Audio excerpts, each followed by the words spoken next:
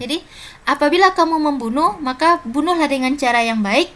Fa idza dzabhtum fa ahsinu dzabaha. Apabila kamu menyembelih, maka sembelihlah dengan cara yang baik. Wal yuhidda ahadukum syafratahu falyurih dzabihatahu. Itu.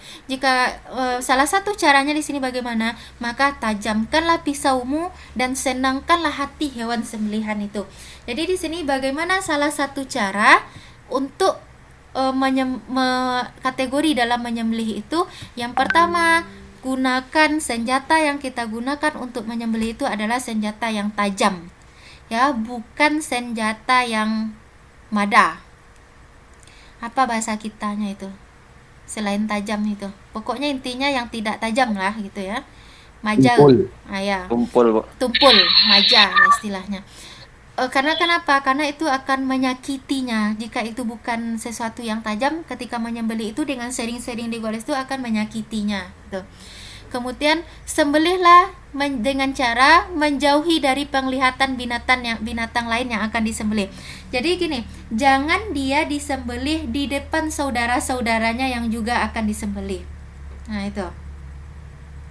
Ini kita misalkan mau kurban ya, ada 3 ekor sapi yang akan disembelih. Jadi sapi yang pertama itu jangan dia disembelih di depan 2 ekor lagi saudaranya yang juga akan disembelih. Karena kenapa? Karena histeris ibaratnya kalau seperti kita itu kena aspek kejiwaannya. Nah itu, sehingga nanti pas nyampe di gilirannya itu mungkin dia akan memberontak gitu, aspek psikologisnya ya, aspek psikologis binatang tersebut, sehingga nanti akan menyulitkan kita juga ketika pas bagian dia yang akan disembelih.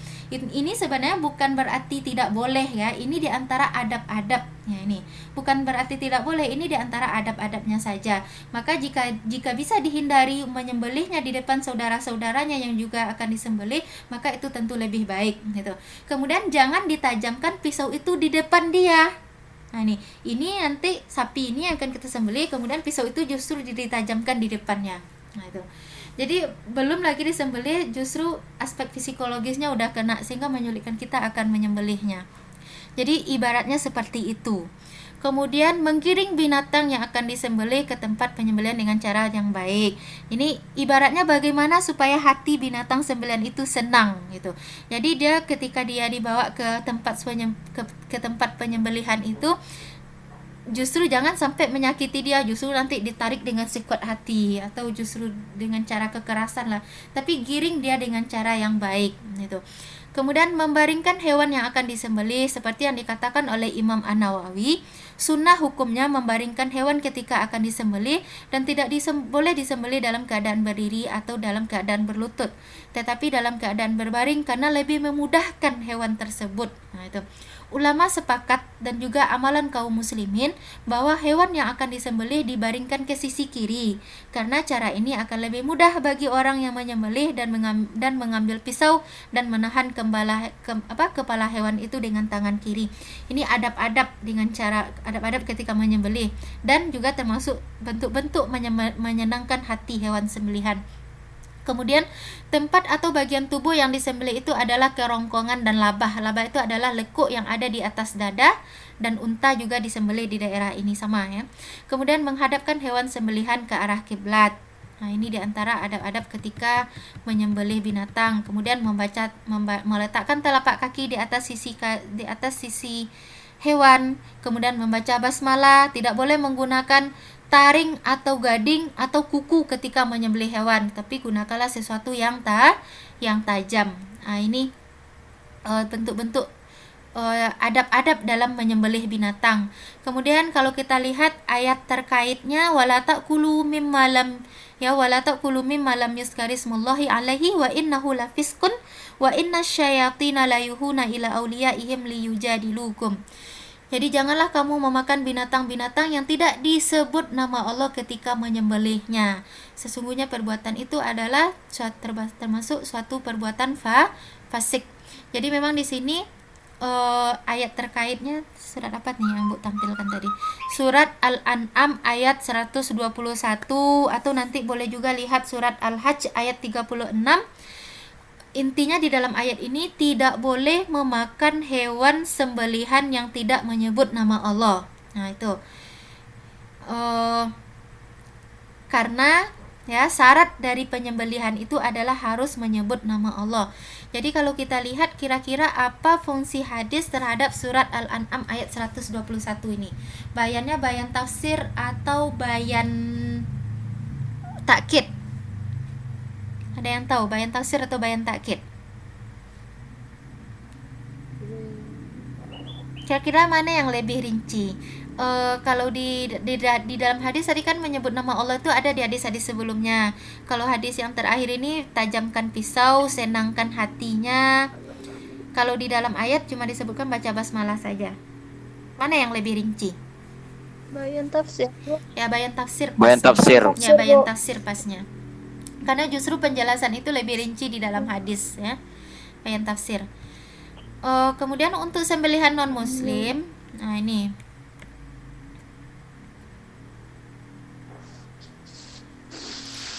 ada hadis ya, ada hadis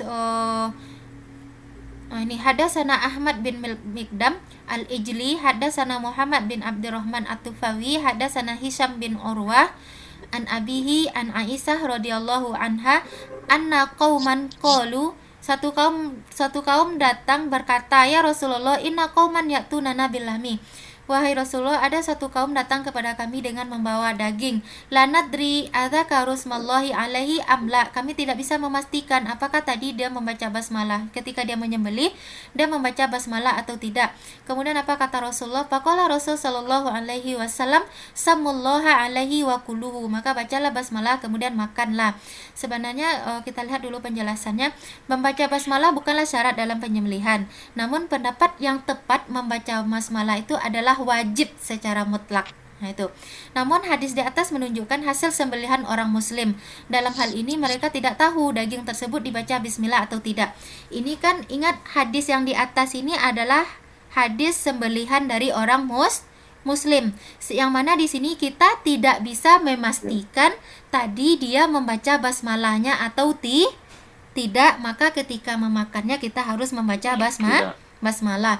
Ini kan kondisinya dia adalah seorang muslim, cuman masalahnya di sini kita tidak bisa memastikan tadi dia ketika menyembelihnya baca basmalah atau tidak.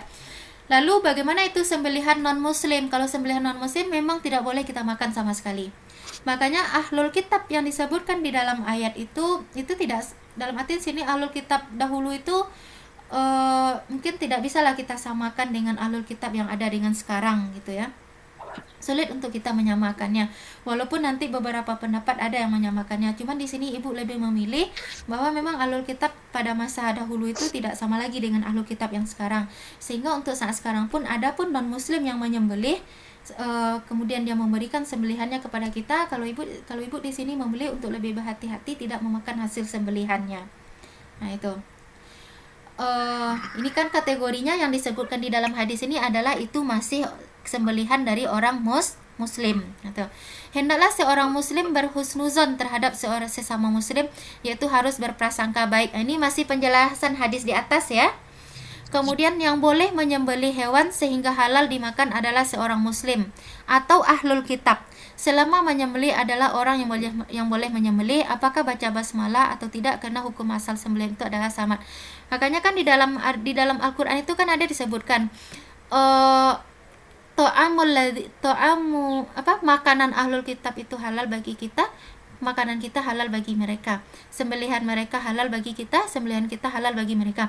Cuman masalahnya ahlul kitab yang saat sekarang ini itu tidak bisa kita memastikan sama dengan ahlul kitab pada masa dahulu. Nah itu.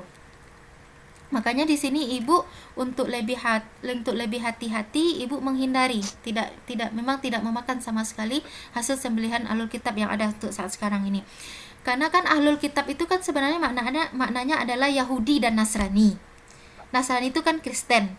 Nah, makanya untuk ahlul kitab yang sekarang ini tidak bisa kita memastikan sama dengan ahlul kitab pada masa dahulu itu. Makanya untuk saat sekarang untuk sembelihan ahlul kitab memang tidak dimakan sama sekali. Walaupun nanti ada beberapa pendapat yang membolehkannya. Cuman saya tahu Ibu pendapat Imam Syafi'i atau pendapat mazhab